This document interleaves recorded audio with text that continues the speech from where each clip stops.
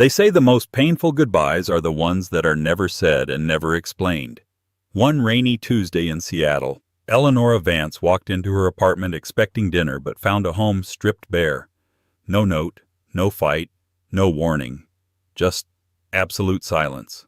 Her husband of 5 years, Marvel, hadn't just left.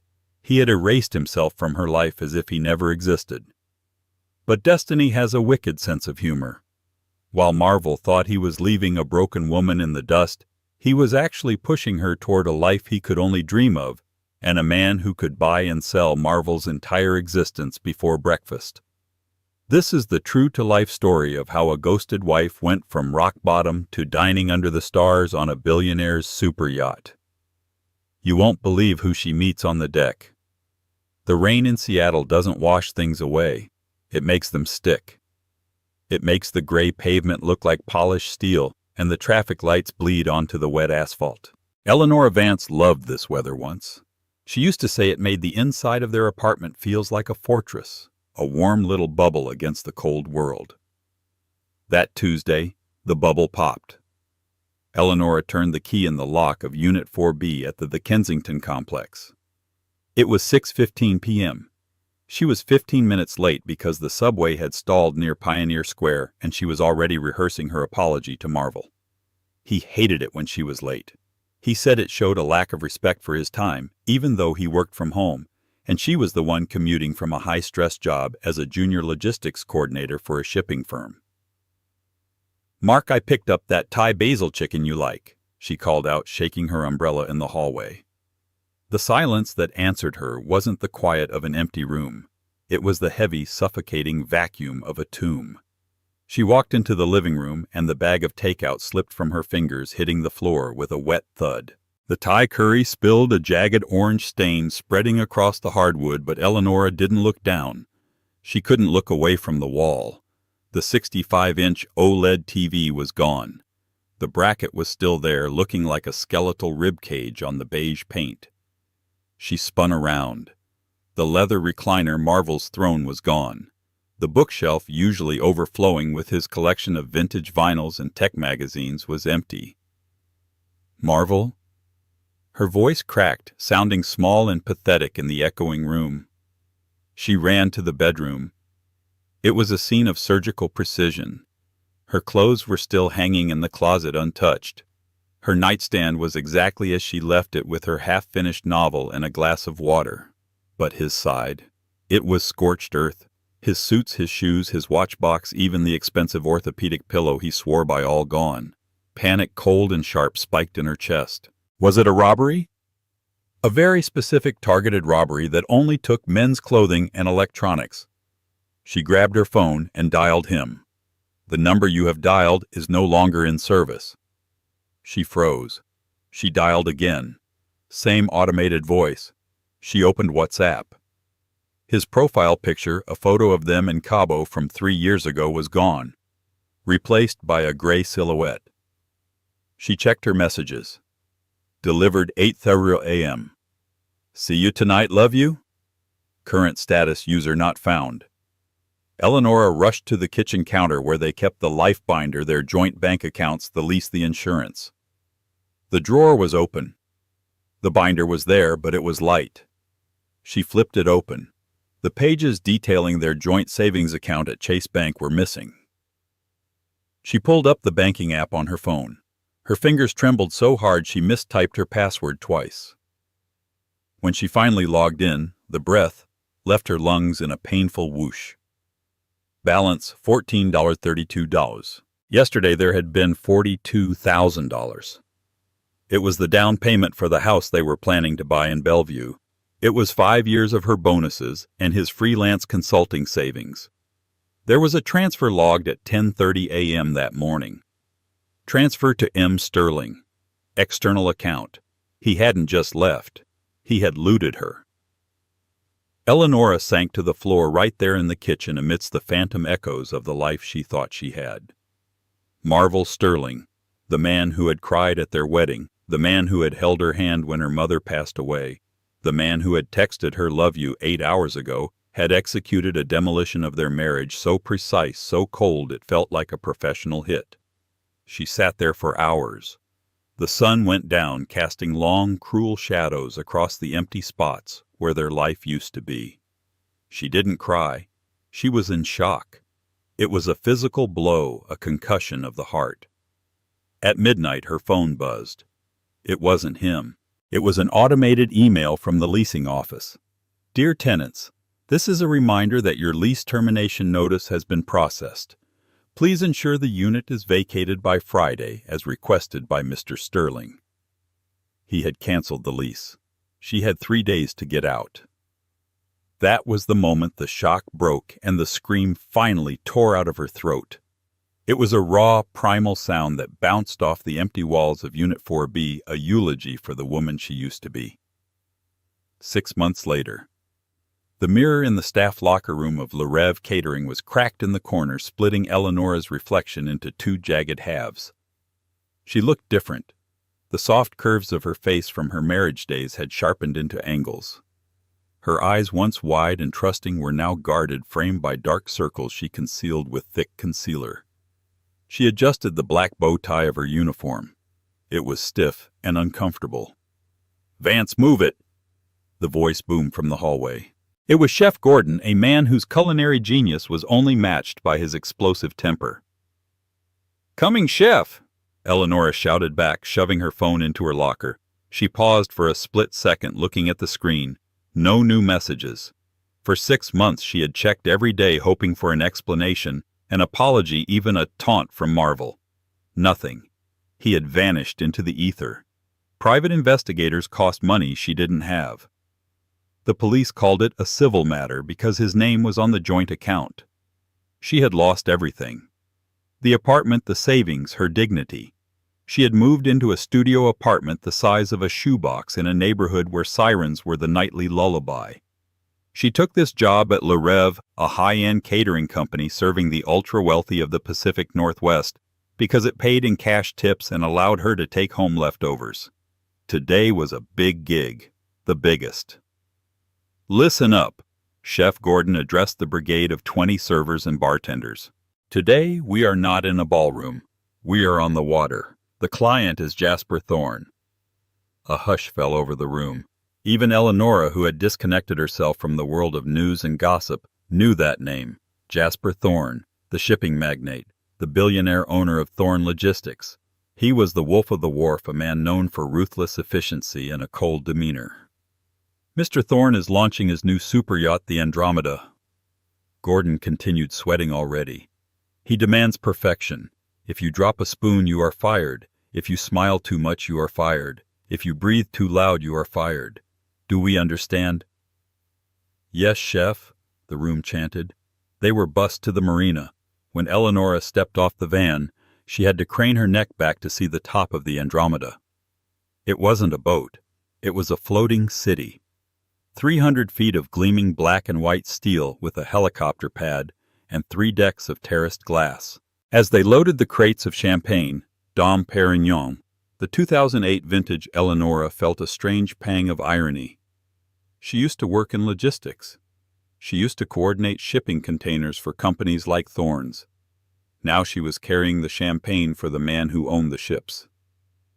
"You, Vance," the floor manager, a sharp-faced woman named Beatrice, pointed at her.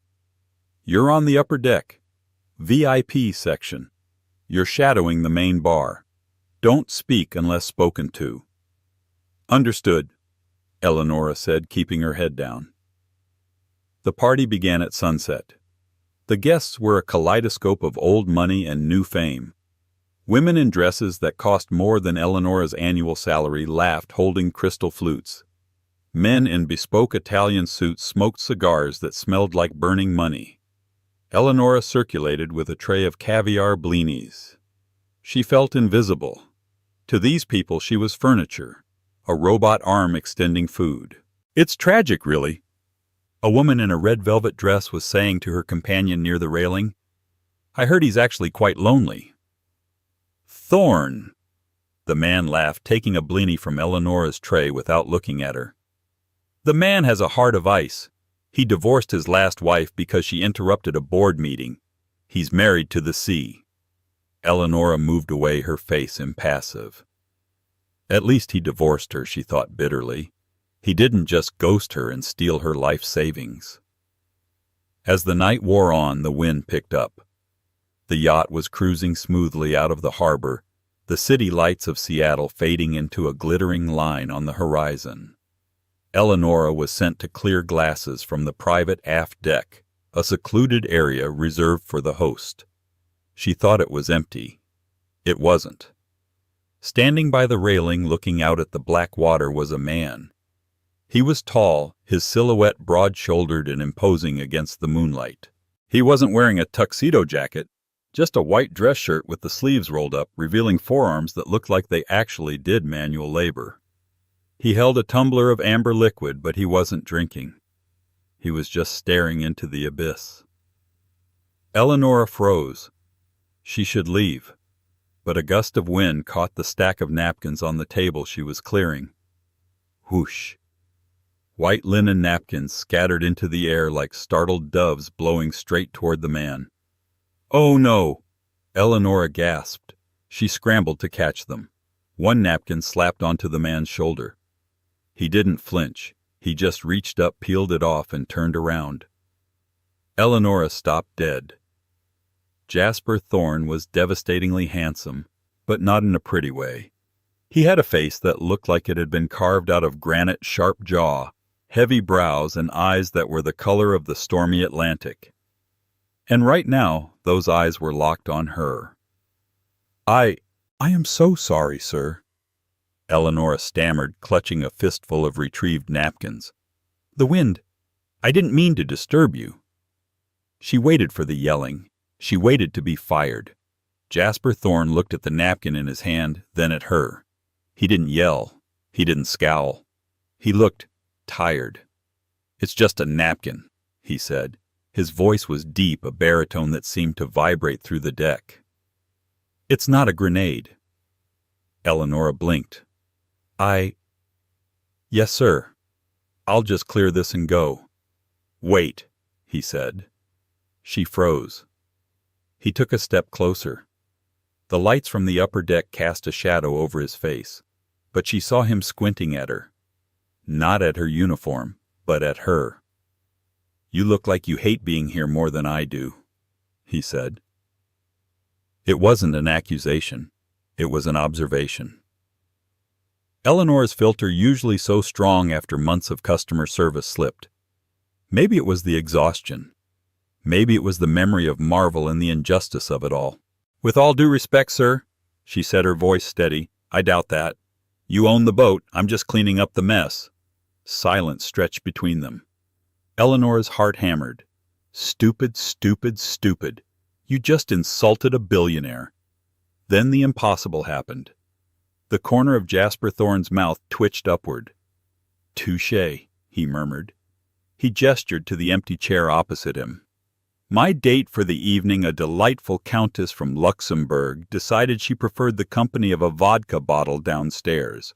I am currently dining alone." He looked at the table set for two with elaborate silver cloches that remained covered. "Are you hungry?" he asked. "Sir, I hate wasting food, and I hate eating alone. It reminds me of—" He trailed off, looking out at the sea again. "It reminds me of things I try to forget." "Sit down." "I can't. I'll be fired."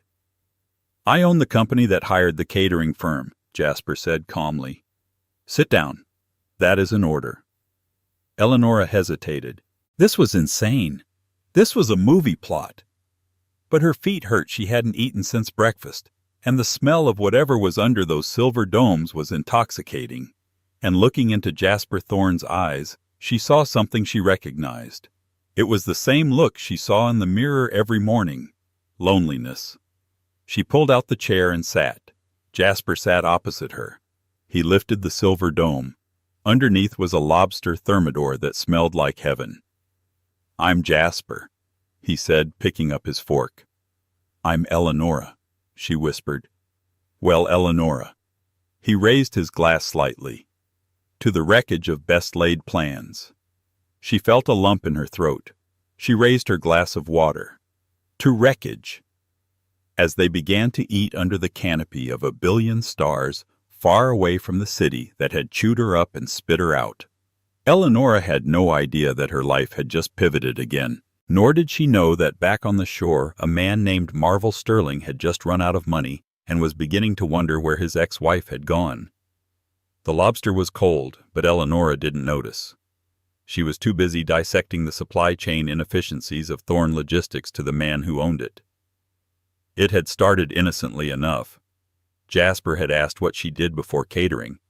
When she mentioned she was a logistics coordinator for a mid-level shipping firm, he had scoffed. Not at her, but at the firm. "They are dinosaurs," Jasper said, pouring her a glass of vintage Pinot Noir. "They still use spreadsheets when they should be using predictive AI. They use spreadsheets because they can't afford the AI."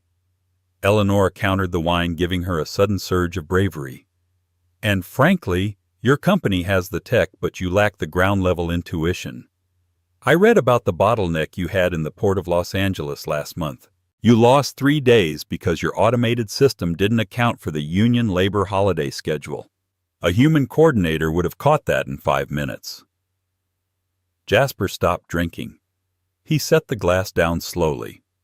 The silence on the deck was heavy, broken only by the hum of the yacht's engines and the distant sound of jazz from the party below. "You read my quarterly reports?" he asked, his voice low. "I used to read them for fun," Eleonora admitted, feeling a blush rise up her neck. "I'm a nerd. I know." Jasper leaned forward, his storm-gray eyes narrowing. "That mistake cost me $4 million. My VP of operations blamed it on a software glitch." "It wasn't a glitch. It was a lack of empathy for the human element of the supply chain," Eleonora said simply. "Machines don't take holidays. Longshoremen do." Jasper stared at her for a long time. It was an intense, dissecting gaze that made Eleonora want to squirm, but she held her ground. She had lost everything. She had nothing left to lose by speaking her mind. "Stand up," Jasper said suddenly. "Excuse me." "Stand up. Walk with me." He didn't wait for an answer. He stood and walked to the railing. Eleonora wiped her mouth with the linen napkin, the fateful napkin, and followed him. Below them the party was in full swing. The elite of Seattle were mingling, unaware that the host was on the upper deck plotting a revolution with a catering waitress. "Look at them," Jasper gestured to the crowd. "Vultures, sycophants. They want my money, my influence, or a ride on this boat. I have 500 employees, Eleonora, and maybe 3 of them tell me the truth. The rest tell me what they think I want to hear." He turned to her. "I don't need a waitress. I don't even need a logistics coordinator. I need a truth teller." He reached into his pocket and pulled out a sleek black titanium card. He held it out to her. "I am offering you a job, effective immediately." Eleonora laughed nervously. "Mr. Thorne, I'm wearing a polyester bow tie. I have $14 in my bank account. I can't just—" "Title Executive Consultant for Special Operations," Jasper interrupted. "Salary $15,000 a month plus housing allowance plus a wardrobe stipend. Your first assignment is to fix the mess in my Singapore distribution hub. We leave in 2 days." Eleonora's breath caught in her throat. The numbers he was throwing around were life-changing. It was a lifeline thrown to a drowning woman, but the scars from Marvel were still fresh. "Why?" she asked, her voice trembling. "You don't know me. I could be crazy. I could be a corporate spy. You caught a napkin to save my solitude," Jasper said, a ghost of a smile touching his lips. "And you critiqued my business model while eating my lobster. My gut has never been wrong about business, and right now my gut says you are the asset I've been missing." He stepped closer. The scent of him, sea salt, expensive scotch, and sandalwood was overwhelming. "But there is a condition," he added. Eleonora stiffened. "There always is. The media portrays me as a cold-hearted machine. It's bad for stock prices. I need to appear humanized. You will travel with me. You will work for me. But publicly, you will be seen as my companion. We attend dinners together. We are photographed together. No touching required, just presence. A fake relationship, Eleonora asked, skepticism dripping from her voice.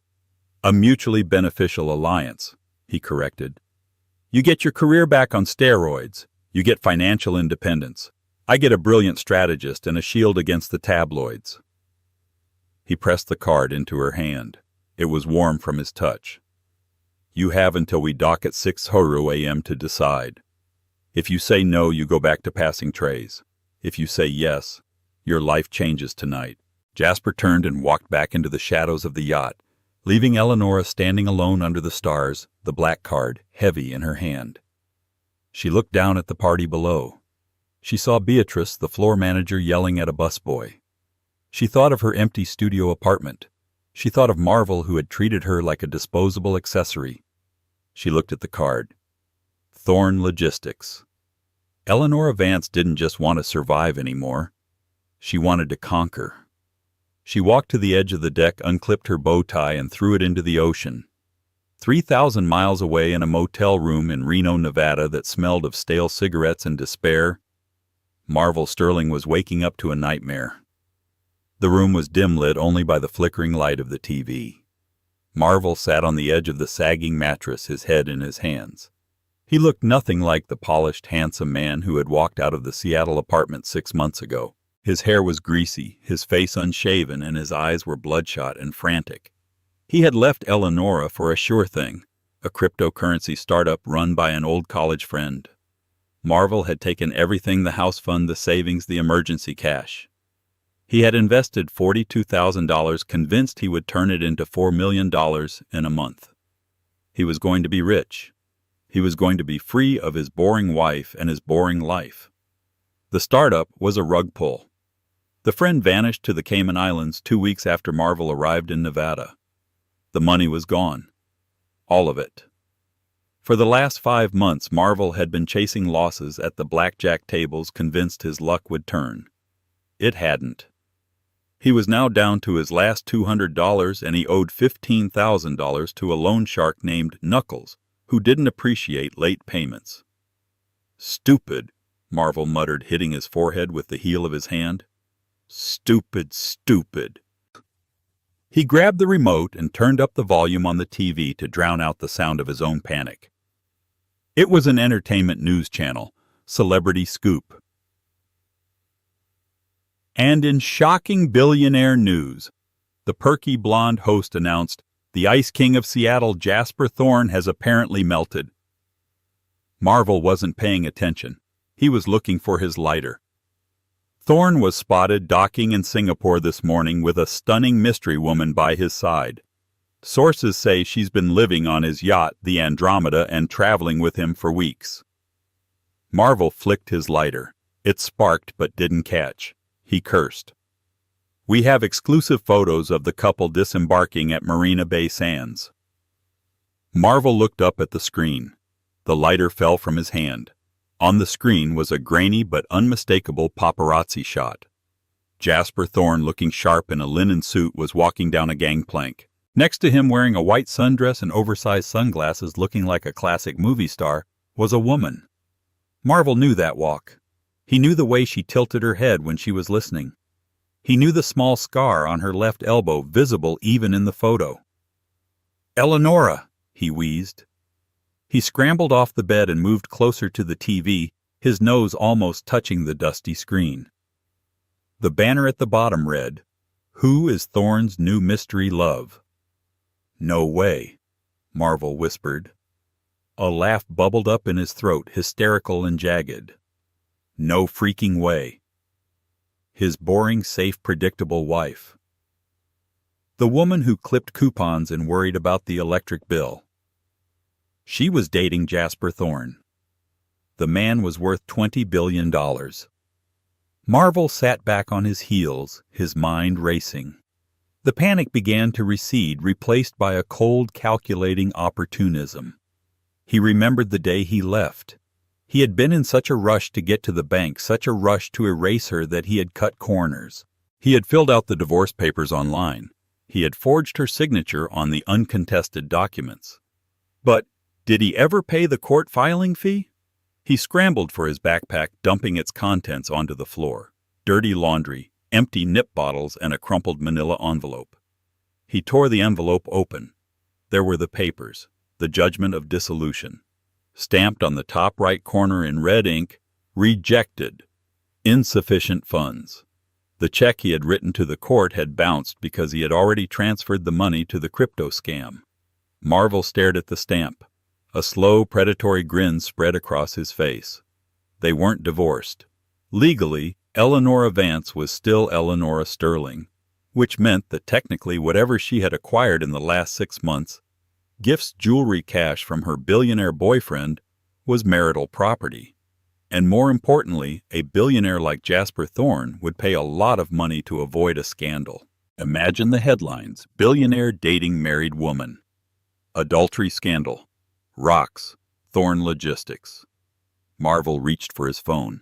He dialed a number he hadn't called in months. "Hey, it's Marvel," he said into the receiver, his voice regaining its old, smooth confidence. "No, don't hang up. I have the money. I have way more than the money, Knuckles. I just need a small loan for a plane ticket to Singapore. I'm going to go pick up my wife." He looked back at the TV where Eleanora's face was frozen in a smile he hadn't seen in years. "Honey," he whispered to the screen, "Daddy's coming home." Singapore was a humid, neon-lit fever dream, and Eleanora Vance was running the show. It had been 3 weeks since she boarded the Andromeda. In that time, she hadn't just survived, she had evolved. The shy woman who apologized to empty rooms was gone. In her place was a woman who walked into the Thorne Logistics Asia hub in a tailored cream pantsuit and silenced a room of 20 shouting floor managers with a single raised hand.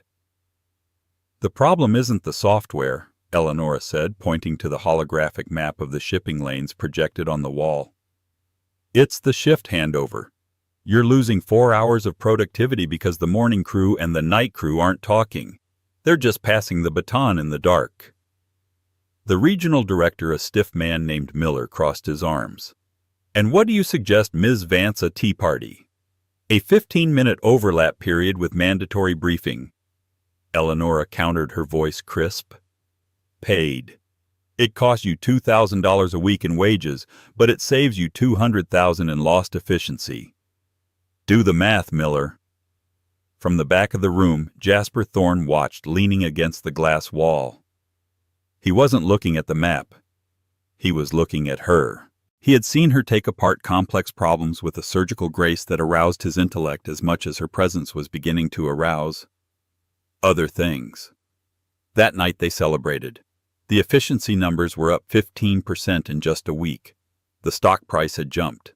The media loved the mystery woman narrative, calling Eleanora the brain behind the billionaire. They dined at a private rooftop table overlooking the gardens by the bay. The super trees glowed purple and gold in the distance. "You were terrifying today," Jasper said, swirling his whiskey. Miller looked like he wanted to cry. Eleanora laughed, the sound light and genuine. "He needed a reality check. He treats his workers like cogs. You can't build an empire on the backs of people who hate you, Jasper." "I built one," Jasper said darkly. "And you're alone on a boat." Eleanora shot back, then immediately covered her mouth. "I'm sorry. I didn't mean—" "No." Jasper reached across the table, his hand covering hers. His skin was warm, his grip firm. "You're right. I am alone. Or, I was." The air between them shifted. The ambient noise of the city seemed to fade away. Eleanora looked down at his hand on hers, her heart doing a traitorous double flip. This was part of the deal, right? Public affection. But there were no cameras here. No paparazzi. Just them. "Eleanora," Jasper said, his voice dropping to that rough velvet tone that made her knees weak. "When I hired you, I thought I was buying a consultant. I didn't expect to find a partner." He stood up and walked around the table. Eleanora stood too, her breath hitching. He was so tall, blocking out the city lights, his eyes searching hers with an intensity that burned. "Tell me to stop," he whispered, leaning in. "Don't," she breathed. He kissed her. It wasn't a tentative movie star kiss. It was possessive, hungry, and desperate. It tasted of whiskey and longing. For the first time in 6 months, maybe for the first time in her life, Eleonora didn't feel like a side character. She felt like the lead. She felt wanted. She wrapped her arms around his neck, pulling him closer, forgetting the contract, forgetting the money, forgetting the past. But the past has a nasty habit of not staying forgotten. As they pulled apart, breathless and flushed, Jasper's phone buzzed on the table. He ignored it. It buzzed again, and again. "Answer it," Eleonora said, smoothing her dress, her face burning. "It might be the London office." Jasper groaned and picked up the phone. He glanced at the screen and his face went hard. The lover vanished. The CEO returned. "It's security," he said. "There's been a breach at the hotel entrance for the gala tomorrow. Paparazzi are getting aggressive." "We can handle paparazzi," Eleonora said, feeling invincible. "It's not just that." Jasper looked at her, his expression unreadable. "My legal team says someone has been digging into your background. Deep digging, IP addresses tracing back to Nevada."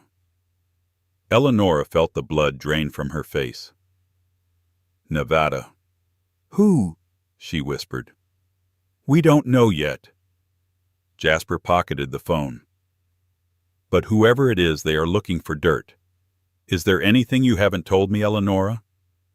Anything that could blow up in our faces?" She thought of Marvel, the divorce, the empty apartment.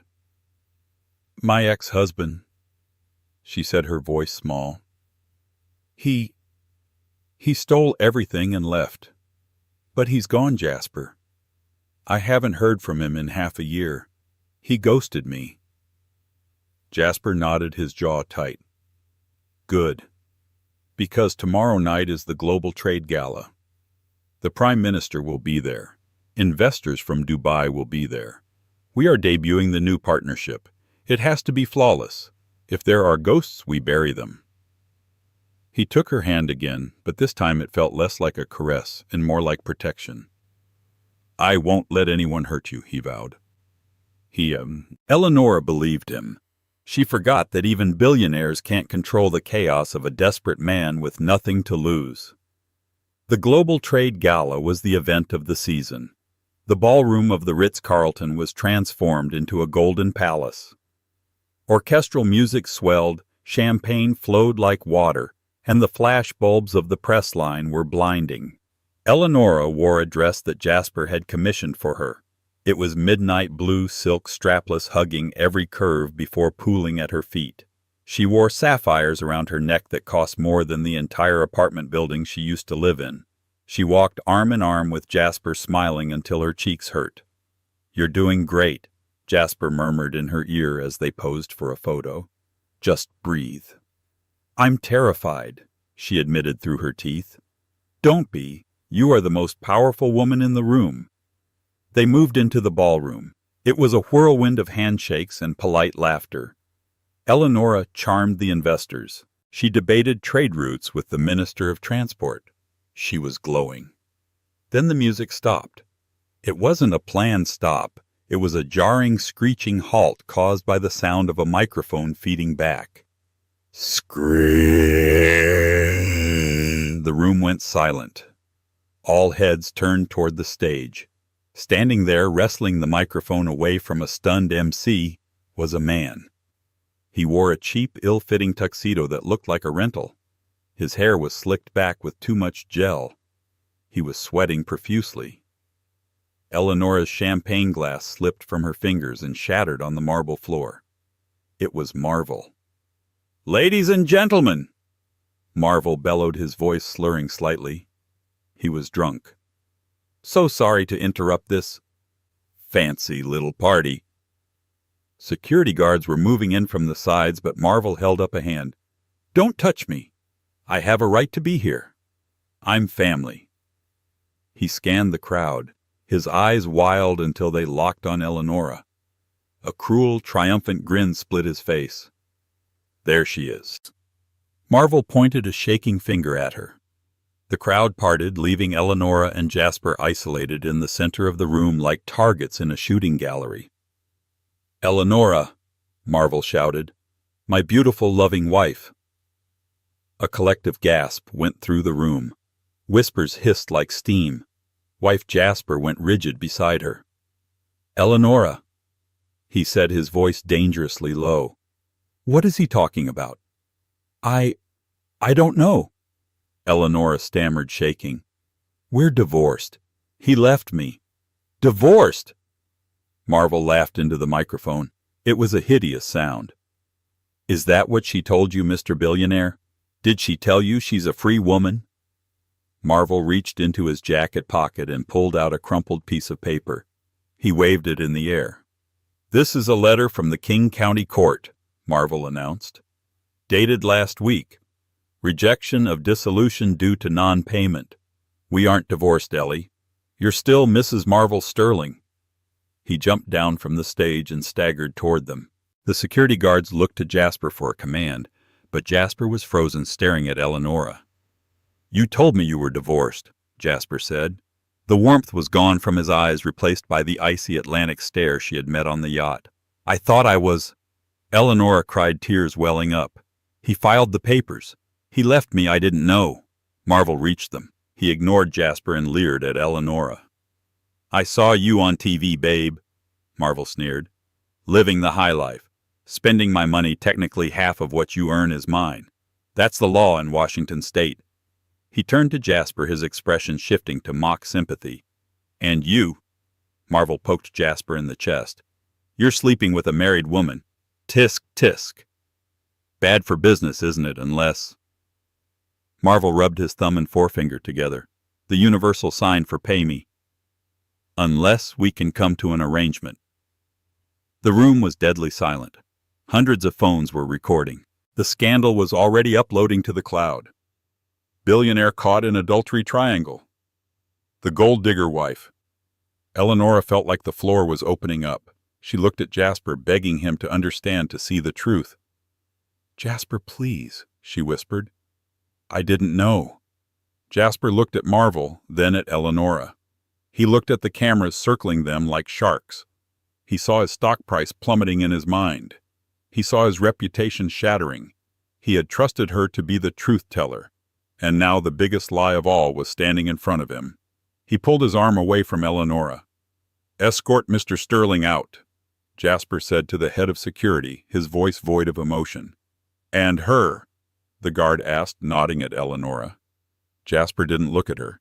He fixed his gaze on the wall behind her. "Escort her out, too." "Jasper," Eleonora gasped, reaching for him.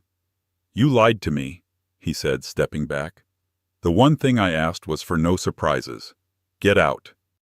"But I have nowhere to go." "You have your husband," Jasper said coldly. "Go discuss your finances with him." He turned his back on her and walked away into the crowd. Security grabbed Eleonora's arm. Flashbulbs exploded in her face. Marvel was laughing as he was dragged out one exit, and Eleonora was dragged out the other, sobbing into the midnight blue silk that suddenly felt like a shroud. She was back at rock bottom. But this time the fall was from a much greater height. The humidity of Singapore felt different when you were wearing a $50,000 gown sitting on a curb outside a 7-Eleven at 2:00 a.m. Eleonora had used the emergency cash hidden in her phone case to buy a bottle of water and a prepaid SIM card, having ditched the company phone Jasper had given her. She was done crying. The salt on her cheeks had dried into a tight mask of fury.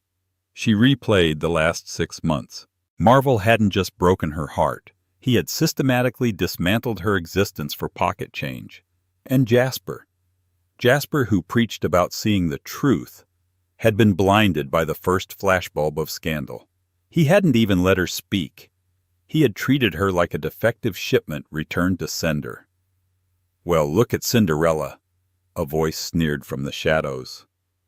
Marvel emerged, still wearing the ill-fitting tuxedo, smelling of stale champagne and victory. He took a noisy slurp from a can of cheap beer. "You look ridiculous, Ellie," he laughed, kicking at the hem of her silk dress. "All dressed up with nowhere to go. But don't worry, hubby's here. I'm going to take care of us." Eleonora stood up slowly. The movement was graceful, deliberate, and terrifying. She towered over him in her heels. "What do you want, Marvel?" she asked, her voice devoid of inflection. "I want what's mine." He snarled, his bravado slipping slightly at her coldness. "I want half of whatever that rich prick paid you. And then I'm going to pay him a visit. I figure a guy like Thorne will pay at least $5 million to make this go away. We're going to be rich, babe, and you're going to thank me." He reached out to grab her arm. Eleonora didn't flinch. She didn't scream. She moved with the precision of a logistics coordinator diverting a freight train. She slapped him. It wasn't a theatrical slap. It was a hard, flat palm to the ear that sent him stumbling back against the convenience store window. "Listen to me very carefully," she said, her voice low and lethal. "You are a small, pathetic thief. You didn't leave me. You ran away because you were drowning in debt you were too cowardly to admit to. And you didn't come back for me. You came back like a rat smelling cheese." "You can't talk to me like that. I'm your husband," Marvel spluttered, holding his ear. "Not for long," she said. "You're going to meet Jasper tomorrow, aren't you? To get your blackmail money?" "Damn straight I am. Noon at his tower." "Good." Eleonora nodded. "I'll see you there." She turned and walked away into the night, leaving Marvel confused and nursing his stinging face. She had 10 hours. She didn't have money or power or a billionaire boyfriend, but she had a brain that could organize global supply chains in her sleep.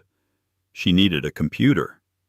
At 11:55 a.m. the next day, the executive penthouse of Thorne Tower, Singapore, was practically vibrating with tension. Jasper stood at the window staring blankly at the harbor. He hadn't slept. The Dubai investors had pulled out of the deal at 9:00 a.m., citing instability in leadership. His stock was down 8 points. But that wasn't why his stomach felt like it was full of broken glass. It was the memory of Eleonora's face when the security guards grabbed her. The betrayal in her eyes hadn't been because she got caught. It was because he had abandoned her. Just like Marvel. "Mr. Sterling is here," his assistant murmured fearfully. "Send him in," Jasper said, turning around. He looked like death in a tailored suit. Marvel sauntered in, looking pleased with himself. He threw himself into a leather chair and put his feet up on Jasper's mahogany desk. "Nice digs, Jules. Can I call you Jules?"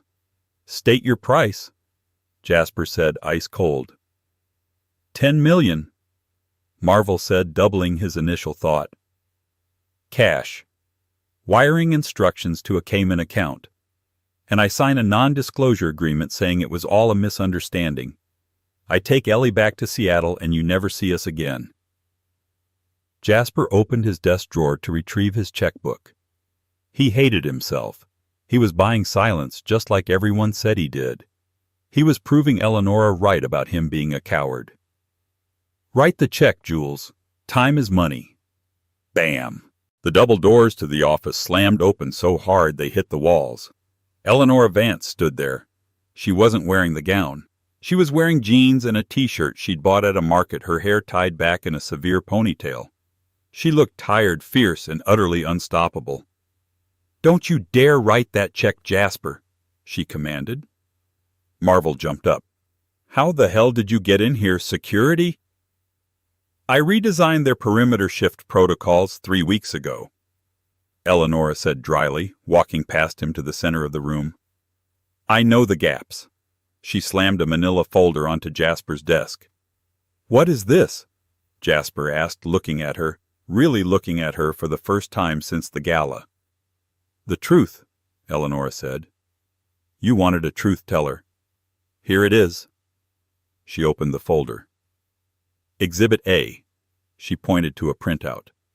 "My bank statement from 6 months ago. Shows Marvel withdrew $42,000 and then tried to wire it to a known crypto scam wallet.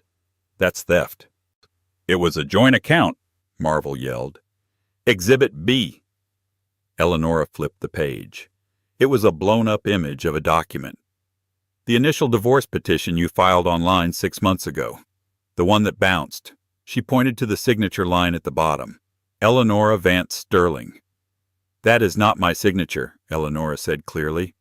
Marvel forged it to expedite the process so he could leave town before I got home. Forging a signature on a court document is a felony. It's fraud. Marvel turned pale. You can't prove that. I can, because I was at work at 2:14 p.m. when this was digitally signed from our home IP address. My building security logs prove it. She turned to Jasper, her eyes blazing. I didn't know we weren't divorced, Jasper, because this man is a liar and a criminal who was too cheap to pay the filing fee after stealing my life savings. I was the victim here. And you, her voice cracked slightly, you didn't even ask. You just threw me away. Jasper looked at the documents. The proof was irrefutable. He looked at Marvel, who was sweating through his cheap suit. Then he looked at Eleonora. He saw the strength, the intelligence, the integrity that he had fallen for on the deck of his yacht. He had made the biggest mistake of his business and personal life. Jasper pressed a button on his desk phone. Security, send up the police. We have a trespasser who has confessed to fraud and extortion. Marvel bolted for the door. He didn't make it 3 steps before 2 massive security guards blocked his path. Wait, Marvel screamed as they grabbed him. Ellie, baby, don't let them take me. We're married. Eleonora walked over to him. She pulled a single piece of paper from her back pocket. It was a fresh divorce agreement she had downloaded and printed at the internet cafe. Sign it, she said, holding out a pen. You sign this giving up all claims to anything I have or ever will have, and I won't hand that folder over to the police when they get here. You walk away with nothing just like you left me. Marvel looked at the guards, then at the pen. With shaking hands, he signed the paper against the wall. Get him out of here, Eleonora said. They dragged Marvel out, kicking and screaming. The silence that followed was deafening. Eleonora turned to Jasper. She didn't look triumphant. She looked exhausted. I'm leaving, she said. I used the company card one last time to book a coach ticket back to Seattle. I'll pay you back for the dress. She turned toward the door.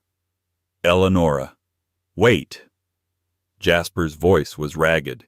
He came around the desk, moving faster than she had ever seen him move. He put himself between her and the door. Get out of my way, Jasper. The job is over. The fake relationship is over. You're right, he said. He dropped to his knees. Right there on the plush office carpet, the billionaire Ice King knelt before her. It was fake. And that was my fault. I was scared. I hid behind a contract because I was terrified of feeling something real. He reached up and took her hand. His touch was shaking. I behaved like a coward last night. I am so profoundly sorry. You were the best thing that ever happened to this company, and the only real thing that has happened to me in 10 years. Eleonora looked down at him. She wanted to stay angry. It was safer. The Dubai investors pulled out, he said quietly. The stock is tanking. I don't care. Let it burn. I don't want it if I have to be the man I was yesterday. He looked up at her, his gray eyes wide open, no defenses left. Don't go back to Seattle. Stay, not as my employee, not as my fake girlfriend. Stay as my partner, for real. We'll fix the company together, or we'll let it crash and build something new. Just don't leave me alone on that boat again. A tear finally escaped Eleonora's eye, tracking through the grime on her face. She saw the lonely man on the deck again. You have terrible people skills, Jasper Thorne, she whispered. I know, he said, a faint hope sparking in his eyes. I need a brilliant logistics manager to help me navigate that. Eleonora sighed, a sound that released 6 months of tension. She squeezed his hand. First order of business, she said, pulling him to his feet. We need to get you a new PR strategy, and I need a shower. Jasper smiled. It was a real smile, one that reached his eyes. I can arrange both. They didn't fix everything that day. Trust is harder to rebuild than a supply chain. But as they stood together looking out over the city, no longer hiding behind contracts or lies, Eleonora Vance knew one thing for sure. She was never going to be anyone's accessory again. She was the CEO of her own life now, and business was about to boom. What a roller coaster. From being ghosted in Seattle to running the show in Singapore, Eleonora proved that sometimes the worst thing that happens to you is actually the key to unlocking your true potential. She refused to let the men in her life, past or present, define her worth. It makes you wonder how many of us are holding on to ghosts that are stopping us from leveling up. If you enjoyed this story of betrayal, revenge, and billionaire romance, please smash that like button. It really helps the channel. Don't forget to subscribe and hit the bell notification so you never miss a twist. Share this video with a friend who needs a reminder that they are stronger than they think.